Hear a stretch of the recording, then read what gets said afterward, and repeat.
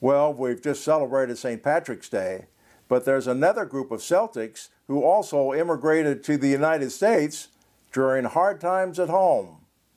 When the mines gave out in Celtic Cornwall, England in the 19th century, the Cornish headed for the Mineral Point, Wisconsin area and other fresh mines in America.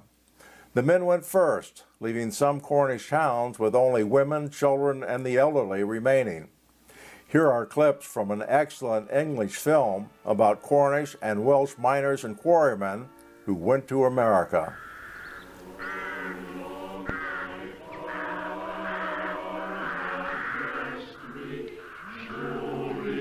The engine houses and mine chimneys of this Cornish landscape are silent now. In the 1800s, the noise they made rang across the county from the Atlantic to the English Channel.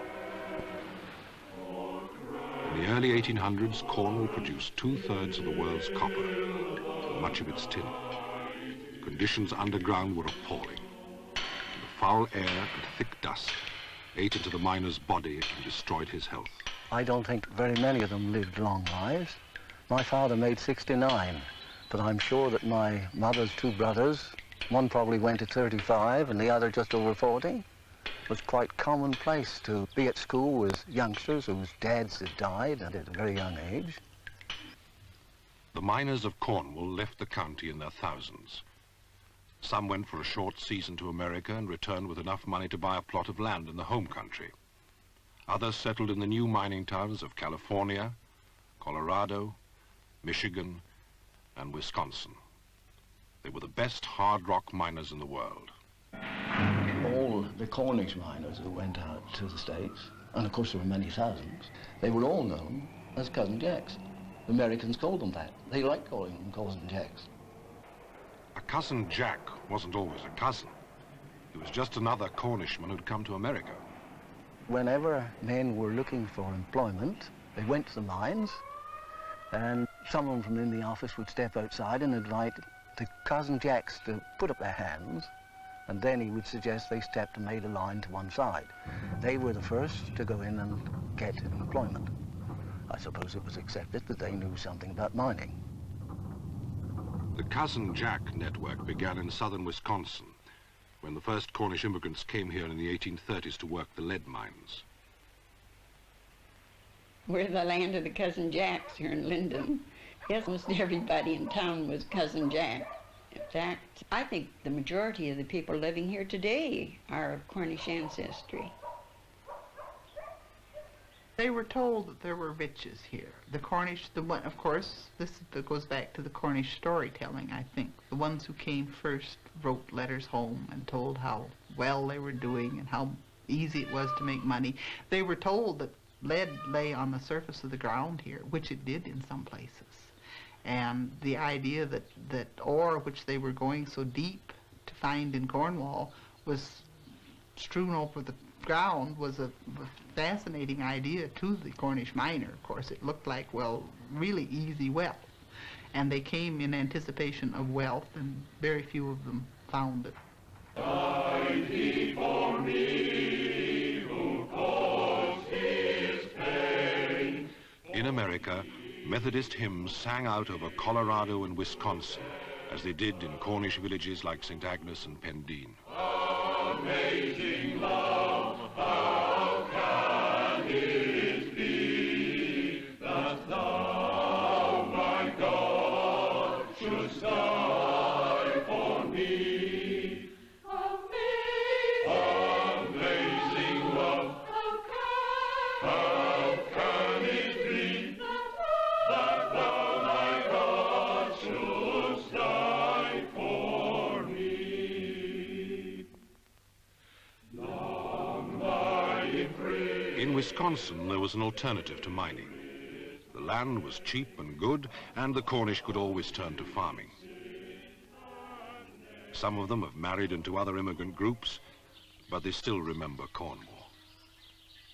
It's where we came from and why we are here, and it gives us a sense of stability, this neighborhood thing, the fact that the neighbors are related and have the same roots. We feel a a sense of oneness in our neighborhood. Maybe it's still the Cousin Jack feeling, because we still have it. There's a strong feeling of family and cousinship among the Cornish in this area. I remember an uncle of my husband, my first husband's, fussing one time about the neighborhood was purely getting ruined. All these good Cornish girls were marrying Germans, and it was just ruining the neighborhood. So, but I don't think it's that serious a situation. The Cornish, they could sing without the knowledge of notes. Somebody pitch a tune and they'd all sing. And on the way home from the mine, they walked, of course, in those days, and they do quite a little singing. Most of them went to the Methodist church, and of course they went to church a lot because there, as Dad says, there wasn't much else to go to, so they always went to church, maybe about 3 times a day on Sunday. And the ore was mostly taken to Galena, and they took it by oxen. They would bring back groceries for the local store, and usually a barrel of whiskey. And he said for some reason or other that barrel of whiskey got tapped on the way home. Well, I think that we were always very proud of our Cornish heritage. I remember when I went to school that we called our basketball teams the Cornish Miners, and our school annual was the Cornish Miners. And then we had a little song we used to sing when we'd want to cheer our boys on. Would you like to hear it? Okay. Oh, when you hear the roll of the linden drum, then you will know that the Cornish have come, for the Cornish company is the best company that ever come over from the old country.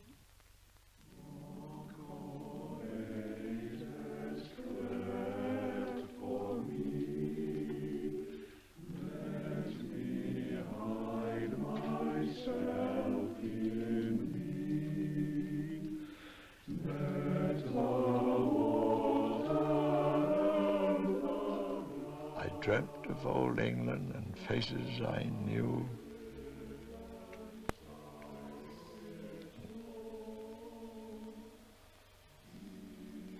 And I listened with joy as I did when a boy at the sound of the old village bells, as the church bells. I believe that's about all that I remember of that one, but I've heard it sung many, many times, even by people, Cornish people in California. I've heard them just humming and singing that tune for many times.